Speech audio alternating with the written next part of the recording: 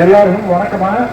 ஒரு மணி ஜனமா வச்சுதான் எல்லாத்துக்கும் உரை குறிச்சு வச்சு மணி ஜனமே கொஞ்சம் சிந்திச்சு பணமானவன் யோசனை விஷயமே நினைக்க திராவிட முன்னேற்ற கழகம் திமுக வச்சு மாவீரர்கள் ஏவிஎஸ்ஏ சிந்திச்சு வரோம்.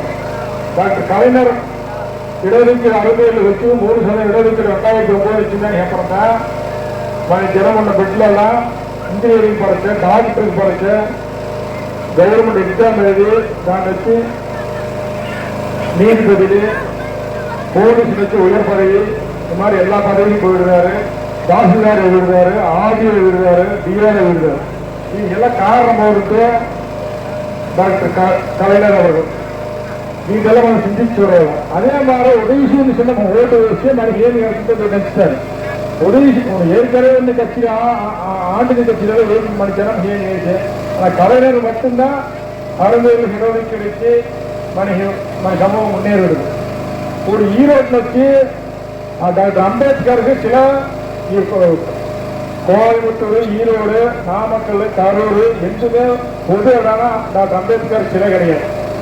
ஆனா ஈரோட்டில் தந்தை பெரியார் சிலை தைக்கிட்டு அம்பேத்கர் சிலை ஆவணம் சொல்லி எல்லாம் போராடுங்க. அப்புறம் அமைச்சர் முத்துசாமி வச்சு தன்னை சொந்த நிதி 10 லட்சம் ரூபாய் வச்சு சிலத்தை கட்டிச்சு. சிலத்தை வச்சு ஸ்டாலின் அவர்கள் வந்து கடந்த 26/1/2022 ஆண்டு வீடியோ கான்ஃபரன்ஸ் மூலம் திறந்து வச்சார்.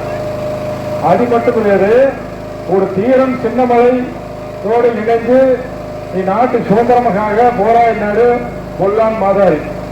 பொல்லான் மாதாரி மணிமண்டபம் கட்டவள சில கட்டவளம் சொல்லி முன்னவர்களும் நீ போராடிக்குது. தமிழ் குடியல் கட்சி, மாவீரன் பொல்லான் பேரை, சமூக நீதி கட்சி எல்லா சங்கங்களும் சேர்த்து தொடர்ச்சி 5-6 வருஷம் போராடுது. கடந்த ஏடிஎம்கே ஆட்சி வச்சு பொல்லானி மாநகராட்சி தடை வேசரி, வணிகம் கட்ட போராட்டத்தை கைது வேசரி, எந்த கேஸில் வேசிருந்தான் செய்யணும்.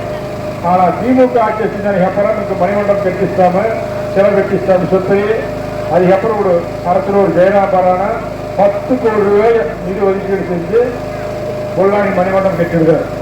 கட்டிட்டு மட்டும் கிடையாது, பொல்லானி சிவத்தை வச்சு நீரே நேர்மச்சு சூஸ்தானு சிறப்பாக ஏசான்னு சொல்லி 2 நாளுக்கு முதல்ல நவம்பர் 26, 2025 அன்று ஜெயராமரமும் ஸ்டாலினே நேர் வச்சு மணிமண்டபம் சுற்று சேரி சிறப்பாக ஏசி மிகப்பெரிய உரையாற்று. அவருடைய ஸ்டாலின் சுற்று நீ பொல்லானி சிவத்தை சிறப்பாக ஏசுன்னு நட்டு வீரம் வச்சியே அல்ல. அதே மாடுகளை வச்சு மதுரை வீரம் படான எம்ஜிஆர் எப்படின்னா குளத்திலே சக்தியன் அளவுக்கு மீறி குறும்பு ஏனென்று கேட்டாரை எதிர்த்தாரை கொன்றான் அரசு ஒரு நீச்ச மகன் இவ்வளவற்றையும் செய்தான் சொல்றாங்க.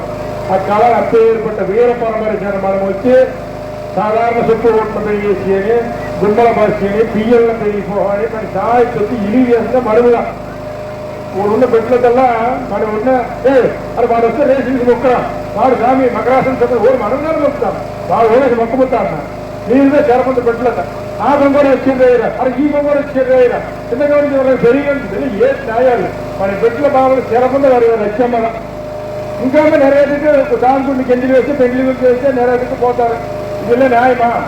இதெல்லாம் మనం சிந்திச்சோட ఈ தேர்தல் வச்சு ஏற்கனவே பாஜக சரஸ்வதி எம்எல்ஏ வந்து முடக்கொடுத்து தொகுதி మన జనం ఎదురుగా ఉంటే మన జనం ఏది చేయ கிடையாது. பொங்கலுக்கு நல்ல போய் மாதிரி வருவது ஏன் நடிச்சாலே போகலாம்.